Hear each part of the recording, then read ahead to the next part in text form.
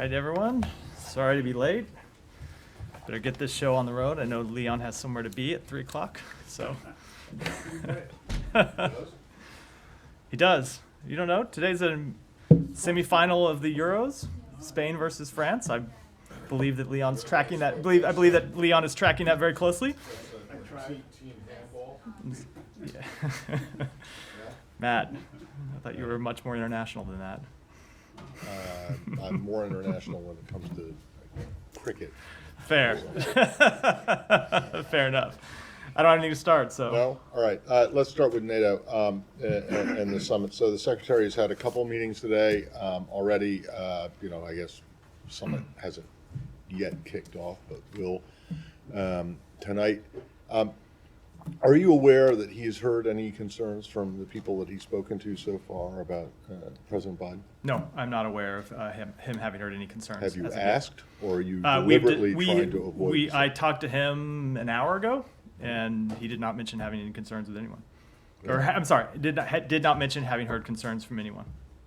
So he has his own concerns. No, that is not a fair implication. No, Oh, obviously okay. not. Well, He I has just spoken wanna to make this quite sure. clearly. Yeah. Okay, but I mean, does that mean, do you know if they've come up? Have they come up with They have not. anyone else? They have not come up in. Well, I can't speak for anyone else all around the government, obviously, but no, I'm not aware of anyone raising concerns with the secretary or anyone else from the State Department about the president. What we consistently hear from allies and partners around the world when we travel the world and when people come here is that they are grateful for the leadership the president has shown. In this case, when we talk about NATO, in expanding NATO and convincing allies to raise their collective support for NATO's defense and deterrence measures, and his leadership in rallying an international coalition to push back on Russia's aggression in Ukraine, among many other foreign policy measures. Okay, and then is there any State Department component to the aid package that's supposed to be announced today that you're aware of? So I don't want to get it. It's a nice way to try to get me into talking about something that has not yet been announced. So, but I, but so, Let me so put I it- will. let me put it this way, then. Let me answer it elliptically. So, Elliptic. elliptically. So there will be new air defense capabilities announced during this summit, both by the United States and by other countries. There will be other new defense commitments announced, and of course, the State Department does play a role in all of those. Right, well, other than I think that at this event this morning, he said that something about $7 million in protective gear equipment for Ukrainian women's armed forces. Is there so you're saying that beyond that, There will or be- beyond the U.S. component of that, there will be more from state? Yeah, we will That is coming. we will be announcing across the government, and some of that will include State Department components, political, economic, and military measures to support Ukraine. Thanks. Yeah, go ahead.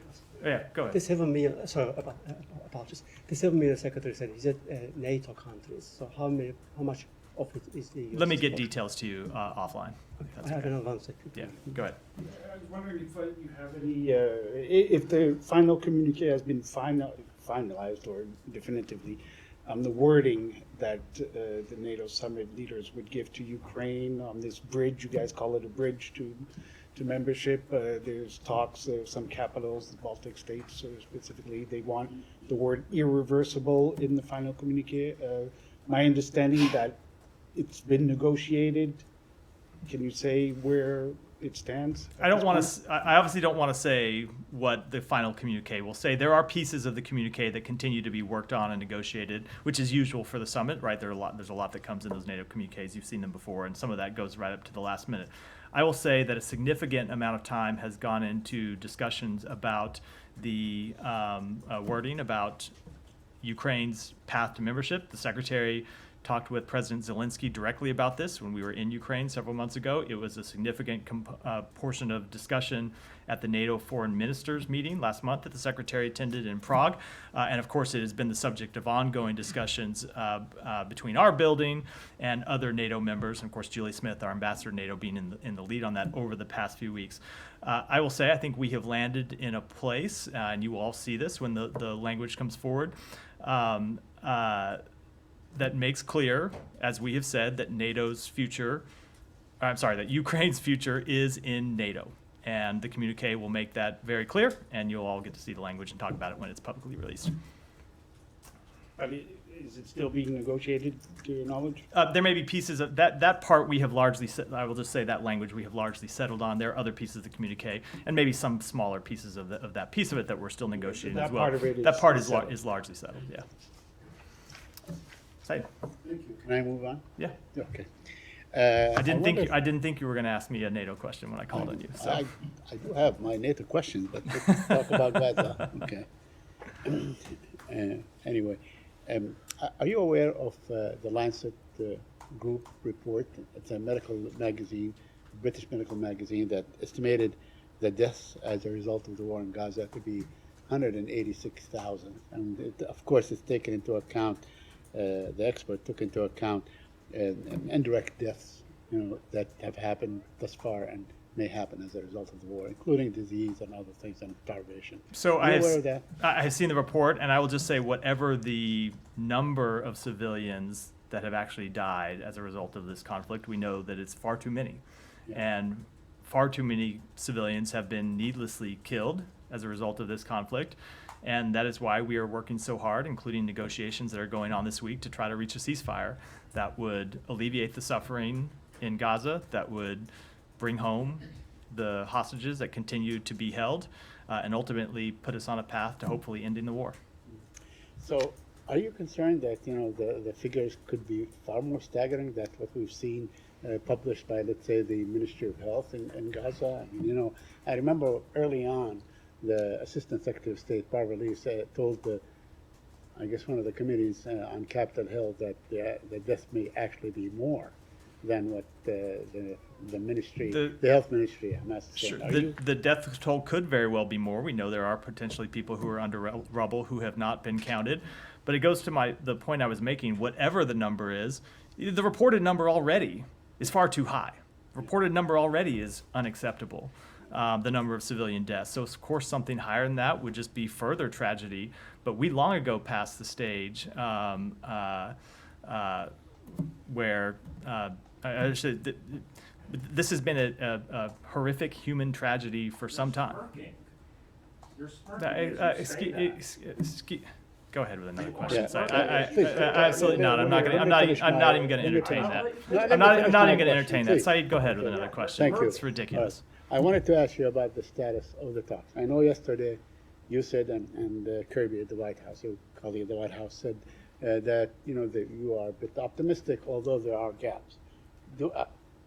Are we any closer today? Do you have any assessment as where we are today and so on? And of course, Hamas is saying that the latest Israeli attack actually may jeopardize ceasefire talks. So as I said yesterday, neither want to negotiate in public, nor do I kind of want to offer ongoing daily assessments of where the talks stand. As we said last week, when we got the proposal back from Hamas, we saw room for progress and room for hope that we could reach a ceasefire, and we continue to work hard to pursue a ceasefire because of, as I said, the immense ongoing suffering in Gaza that we want to alleviate, which we know a ceasefire is the best path to accomplishing. And my last question now, the Israeli Prime Minister is expected to come to the city in 2 weeks and so on.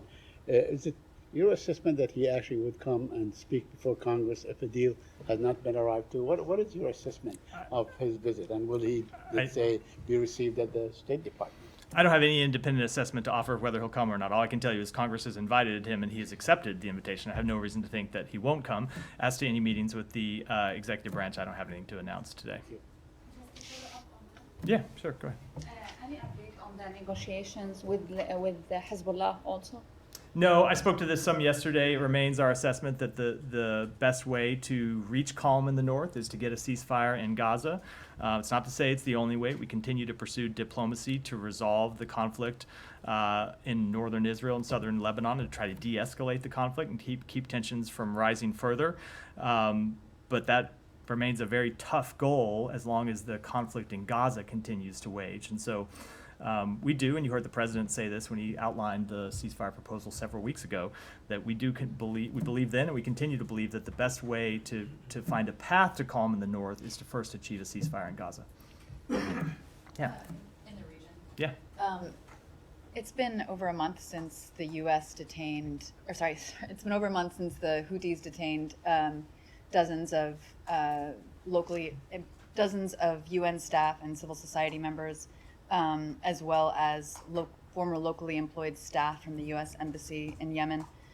Do you have any update on U.S. efforts to secure their release or hold the Houthis accountable for their attacks in the Red Sea? So first of all, we condemn the Houthis' wrongful detentions and once again call on them to release all detainees, including the United Nations diplomatic and non-governmental organization staff that they detained last month.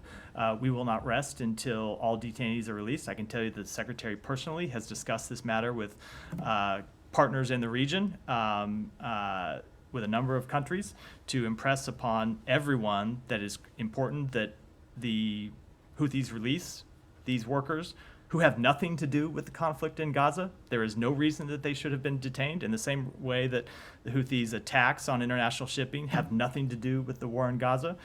So do their detentions of aid workers and others. So I will just say that through these actions, these attacks that the Houthis continue to launch, they are alienating the world community and putting the peace process in Yemen, which parties, including the Houthis, have painstakingly negotiated over the last 2 years, in jeopardy.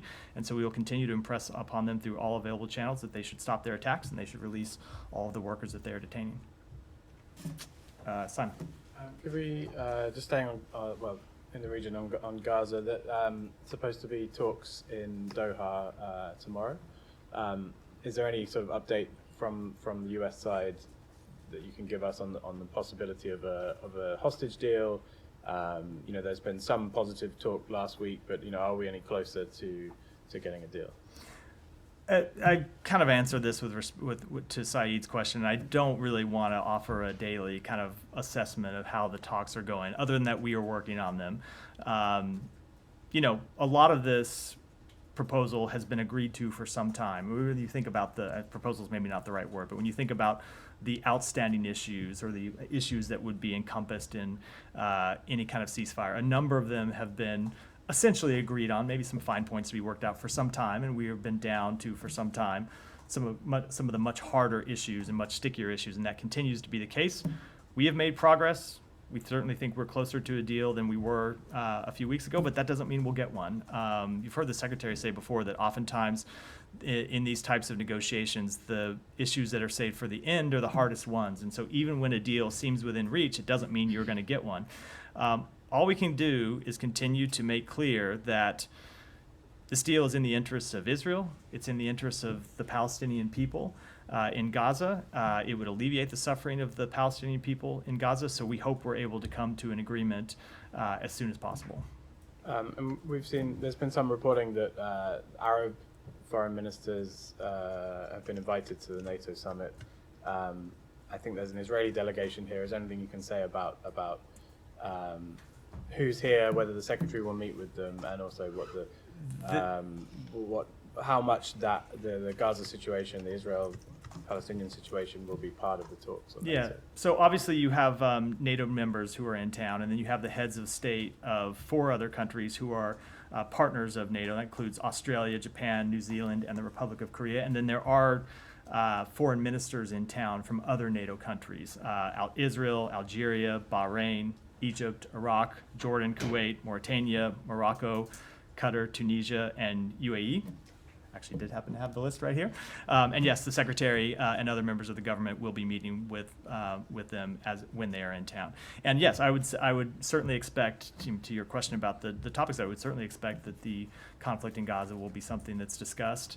And not just the work to achieve a ceasefire, but the ongoing work that we are doing to try and develop robust plans for the day after the conflict, to establish governance and security that would give us a path to lasting peace, security, and stability for the region. And I will note that even while that work is going on here, Barbara Leaf, our Assistant Secretary, is traveling in the region right now, meeting with counterparts to advance those same lines of effort. So is there a meeting involving Secretary Blinken and those Middle Eastern foreign ministers, including the Israelis? Is that they're all in one meeting that's going to be discussing that? I'm not aware of any such meeting. We have several bilats and different meetings, but I'm not aware of one meeting with those foreign partners just focused on Gaza. It may be that there's something as part of the overall summit that they're involved, but I'm not aware of it.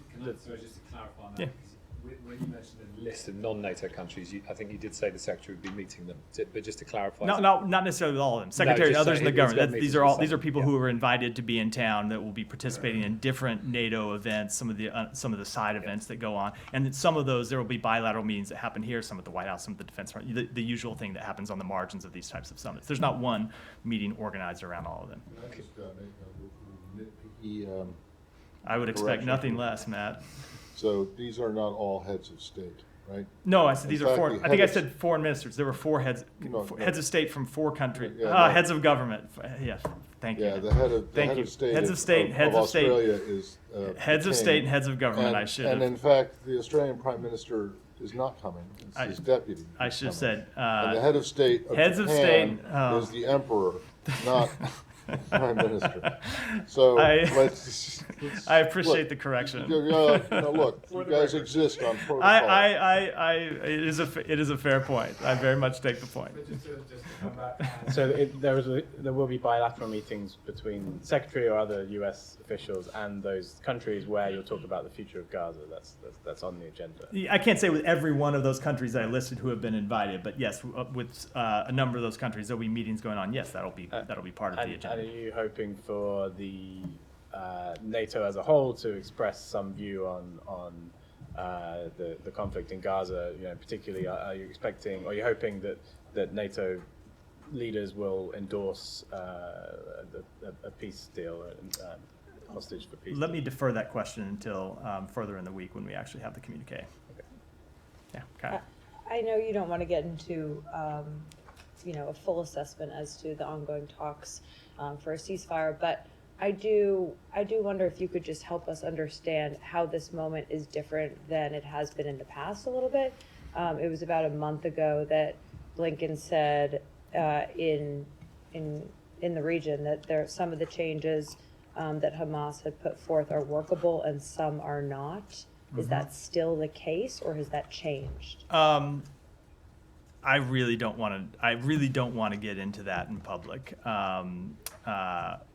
Only because The secretary got into it in public. That was I a mean- different time. We're in the middle of some very intense negotiations over this right now. That was when we first received a response back from Hamas that we are characterizing. We are in the middle of some pretty delicate, sensitive negotiations right now about a path forward, and I don't want to say anything that could potentially jeopardize those. So you can't say, or you're not willing to say, if Hamas has dropped any of its demands that were made about a month ago? I just don't want to speak to it at all. Okay. And then I know we talked briefly about this yesterday with Modi visiting with Putin, but they did make some announcements, particularly with regard to continued agreements when it comes to energy and oil. And obviously that is a key factor in fueling Russia's war in Ukraine. And so I just wonder how you guys respond to that. You've been previously a little bit reluctant to criticize India for importing Russian oil. So, as I said yesterday, we have been quite clear about our concerns about India's relationship with Russia. We've expressed those privately, directly to the Indian government, and continue to do so, and that hasn't changed. Can I make a follow-up? Have you done so since this news has broken over the last 24 hours? We have had conversations with them in the past 24 hours, and I think I'll keep the contents of those private. One follow-up.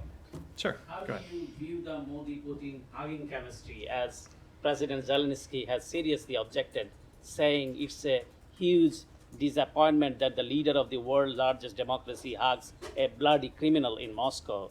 This is a devastating blow to peace efforts. Will this create any impact on your trusted and strategic partnership with India? Well, as I said yesterday, we continue to urge India to support efforts to realize an enduring and just peace in Ukraine, based on the principles of the UN Charter, based on upholding Ukraine's territorial integrity and its sovereignty, and that will continue to be what we will engage with Ukraine I'm sorry, we will engage with India about. One on Bangladesh, if I may. Yeah, sure. At a recent public event, ruling Prime Minister Sheikh Hasina claimed that Nobel laureate Professor Yunus was not the founder of the Grameen Bank, and that then Secretary of State Hillary Clinton called her regarding Professor Yunus MD's position, with many US officials lobbying for Yunus and threatening her official. She also claimed that the US lobbied the World Bank to cancel its funding for building of the Padma Bridge. Given the facts supporting Professor Yunus as the founder of the Grameen Bank, and the Prime Minister assertion that she stopped meeting with US officials while still trying to secure meeting with the US officials and leadership, can the State Department confirm the accuracy of these claims made by the ruling Prime Minister? So I don't think I have any comment on that at all. I mean, it's been 12 years, I think, if I'm doing math, 12 years since Hillary Clinton was Secretary of State. No, I don't have any comment on that. Tom, go ahead. Tom, go ahead. I wanted to ask you about a story the BBC is reporting today about Diego Garcia, which is that the US government has blocked a legal hearing on Diego Garcia, which was due to be attended by a British judge. British lawyers for migrants who are trapped on the island, who describe themselves as being held in prison-like conditions, and also a BBC journalist stopped effectively by the US from traveling there. Do you have any comment on that? So I did see that story. I looked into it, and I would refer you to the Pentagon for comment. It's entirely a matter before the Pentagon, not the State Department. I mean, it's our understanding in the reporting of this, in depth for a long time, that there is State Department involvement in this process. So I can tell you that I inquired about this before coming out to the briefing, and it is a Pentagon facility, is a Pentagon matter. State Department often has some coordinating role, but it is predominantly, if not exclusively, a Pentagon matter, so I'd refer you to them for comment. They do have a briefing this afternoon, so I would... Okay, and could you say anything about security reasons which have been quoted, and if not, does the US have anything to hide on Diego Garcia? I will not say anything about security reasons, because that is a matter administered by the Pentagon, so it wouldn't be appropriate for me to do so. It's not something I know about, but it's certainly something they can speak to more appropriately than me. Do you have anything to hide on Diego Garcia? No, but I appreciate when I tell you that I can't speak to a matter that has nothing to do with my department. You continue to ask me. But as I say, it is fair. Look, so hold on. I'm not saying none of these are legitimate questions, but when you ask me a question like that I have nothing to say when it's a matter, because it's like, hold on, it's like coming and asking me about something the Agriculture Department did and saying, do I have anything to hide? No, but I don't have anything to say about it because it's not a State Department matter. It's a Defense Department matter. Okay. So I would encourage you to go to their briefing and ask them questions about it. It's only you did concede in that answer that the State Department, in your words, may have a coordinating some role. Small coordinating role. It is largely, predominantly, if not exclusively, other than some small role that we often play as diplomats, a Department of Defense matter. So I would defer to them. More broadly, on the whole Chagos Island, the situation with the islanders, the State Department does play a major role in it because there is a diplomatic, thing. There's a dispute going on between the Brits and Mauritius and the islanders, and you guys have taken a position. Do you have any guidance on whether that position has changed or not? I do not. In the past, it has been this is an issue for them to work out. I do not have any update on that question. And so while we're at it on the subject of British overseas island territories, how about the Falklands? Anything new on that? No, Matt. No? Okay. And New Caledonia? Let's go to France. Let's go to, No, we can tour the entire world. I mean, on the issue of these dozens of migrants who are trapped, basically in what they describe as, that is something that you can have a view on because it's something that we know factually has been happening. What is your... I can take it back and get you an answer on that. Yeah, go ahead. Thank you. But going back to Ukraine, I have South Caucasus. Foreign ministers in the building, they had a meeting. At the very beginning, Ukrainian foreign minister pleaded the U.S. assistance for rebuilding the hospital. Is this something you guys are entertaining? So, as you know, we have provided significant assistance to Ukraine since even before this war, and certainly continuing throughout the war. And that war has not just been security assistance, though security assistance gets most of the attention. It also has been economic assistance.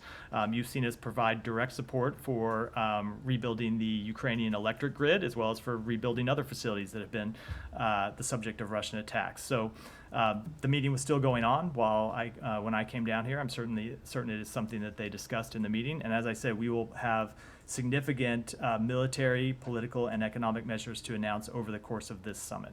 Thank you. And for the yesterday's attack, do you guys support the calls for war crimes investigation?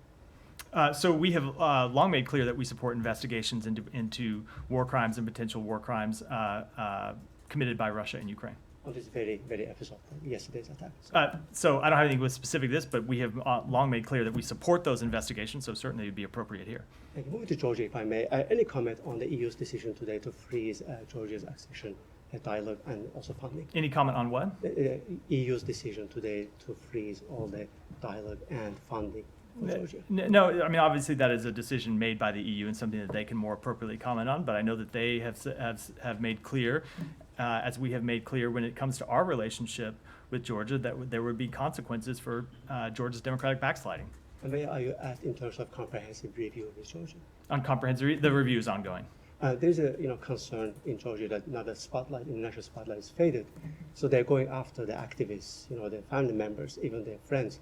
Any comment on how the GD is taking revenge, if you want? So obviously we would oppose any crackdown on democratic dissent. That's the point that we have been making for some time. And it's the point we have made about the passage of this law, and that it would be used to crack down on legitimate democratic dissent. It's a troubling pattern of behavior by the Georgian government that we would urge them to reverse. Again, finally, from me on Armenia, Azerbaijan, the secretary, as you know, will be hosting NATO partners, and also both ministers will be in town. Is he planning to meet with them? If not, will that be a missed opportunity? I don't have any announcements to make regarding the schedule. You know that is always the case. Is any hope for happy ending there? What's that? Any hope for happy ending at this point? We continue to work for a diplomatic resolution. Thank you. Yeah. Russia's Foreign Intelligence Service said accused the U.S. of plotting regime change in Georgia, said the Biden administration has already developed a large-scale information campaign to discredit the ruling Georgian Dream Party. How do you respond to that? So it's completely false. I think it's quite obvious that it's completely false. It's not the first time Russia has made allegations like that with respect to U.S. Involvement in Georgia and other countries around the world that have been completely false and have been absurd. And I would just point out the irony of the country, Russia, that is illegally occupying 20% of Georgia as we speak, making those absurd allegations about another country. Yeah. Thank you so much. I'll be very impactful with your time. I have two questions. I'll put two together. The Committee for Democratic Bangladesh and Not-for-Profit Platform of Bangladeshi Americans has written a letter to the U.S. Ambassador in Bangladesh regarding legal issues surrounding Dr. Muhammad Yunus. The letter criticized the lack of action from U.S. government, and the President of the United States was overwhelmed by Dr. Yunus' too powerful American lobby. Trial court in Bangladesh found Dr. Yunus was not paying his own taxes either. What would be a likely response from the U.S. government to the concern raised by the committee? And my second question also, what is, I know that everybody was talking about Modi's visit, and my concern is, I want to know your response about what is the U.S. Perspective on Indian Prime Minister Modi visiting Russia and Bangladeshi Prime Minister visiting China at the same time. Thank you. So with respect to Dr. Yunus, we continue to monitor closely developments in the case against him. We have expressed for some time our concern that these cases may represent a misuse of Bangladesh's labor laws to harass and intimidate Dr. Yunus. As a key economic partner to Bangladesh, we also worry the perceived misuse of labor and anti-corruption laws could raise questions about rule of law and dissuade future foreign direct investment. With respect to the two visits, I've already spoken to the Modi visit. I don't have anything to add to what I said. And with respect to the visit to China, look, we understand that countries engage with China. We engage with China. The Secretary has made 2 trips to China himself, so I don't have any further Thank you comment so on much. it. Yeah. Thank you very much, Matt. 2 on Pakistan, 1 on Afghanistan. The other day I saw a leg of a human being torn apart with whom I had a dinner here in Washington, D.C. a couple of years ago. He was a senator of Pakistan, and he was killed in IED blast in the tribal areas where I'm from. Today, a captain was killed over there. You and Vedant both believe that because of the last couple of years, because of Imran Khan, I might have asked a lot of questions about him. But I also ask a question that whatever these decisions have led to is now there is a terrorist war over there where the US military agrees on it, the Pakistani military agrees on it, but because of Imran Khan, the situation has become so confusing in the KP region that it has become very difficult for the government to take decision whether they should do this operation or not. Have you given any guidance or any support to Pakistan to go ahead with this operation that they're planning to take or no? So first of all, let me just offer my condolences to the loss of what I understand is a personal acquaintance of yours. And number two, I'll just say that the Pakistani people have suffered greatly at the hands of terrorists, and we have a shared interest in combating threats to regional security. We partner with a range of Pakistani civilian institutions and regularly engage the government of Pakistan to identify opportunities to build capacity and strengthen regional security. Second one is this journalist was killed, and I had asked about him a couple of times as well. Yesterday, the Kenyan court where he went, Pakistani journalist went to Kenya and got killed over there. My father served the longest term in jail of 9.5 years as well, so I do like to think at least about my journalist colleagues. Pakistan judiciary, do you think is, or any just like general opinion, it's not as bad as Kenya. The Kenyan government has given him, the poor journalist, justice, but in Pakistan the guy has not. Can you at least put a word to Pakistani judiciary or the politicians to at least not play with the lives of journalists? I'm not aware of this case, so I'm not going to comment in any way specifically on it at all. But of course, we support the work of journalists around the world, and we think it's important that they be able to do their job safely. Last one, can I ask about this interview with Taliban, please? Go just one last more. one. Yeah, one more. Taliban senior official for the first time did an interview with a Pakistani journalist. The journalist was a former government senior employee, retired, became a YouTuber, and did an interview. In that interview, most of the things were completely lied. Like, for example, the Taliban spokesperson said that there are 90,000 female teachers in Afghanistan. 90,000. Whereas the fact is that 90,000 female teachers are sitting at home getting salary from the government. Now, Vedant last week told me that the U.S. is not supporting Taliban, and $800 million has been given by USAID, $300 million has been given by the State Department in different forms, okay? But what I'm saying is women without education and still $1 billion receiving and lying on international media that there are 90,000 women teachers, where absolutely girls are still without. So get to the question. Yes, sir. If you Your don't mind. thoughts about this whole girls' education and U.S. support and So first of all, no, we do not support the Taliban, as Vedant made clear last week. As I have made clear at previous briefings, we do not provide any funding to the Taliban. That is absolutely false.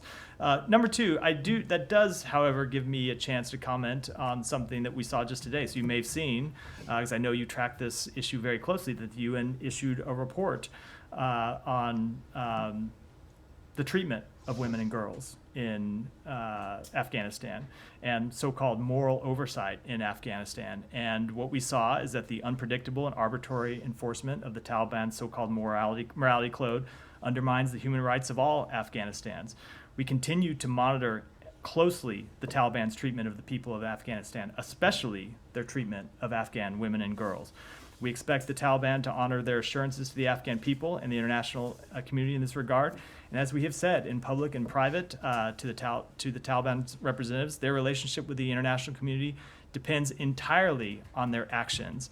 And we have made that clear, and I think have been, as I said, crystal clear about that for some time. Go ahead. Thank you so much. Thank you so much. So we know the U.S. is working for the day after plan in Gaza, and for the NATO summit, Turkish President Erdogan and his delegation, including the foreign minister, will be here in town. Is that something you will discuss with your Turkish counterparts, given Ankara has long pledged to guarantorship in the region, and we hear from the Turkish officials that they are encouraging Hamas to accept the ceasefire proposal, and also right after Joe Biden announced the ceasefire deal, we know Secretary Blinken and Turkish Foreign Minister Hakan Fidan held a phone call immediately right after that, so I'd like to hear more on that. Yes, in fact, we have been discussing the end of the conflict and what comes next with Turkey for some time. You may recall that Secretary Blinken in January traveled to Istanbul to meet with President Erdogan and with the Foreign Minister Fidan, and has had a number of subsequent meetings with the Foreign Minister to talk about both how we get to a ceasefire and how we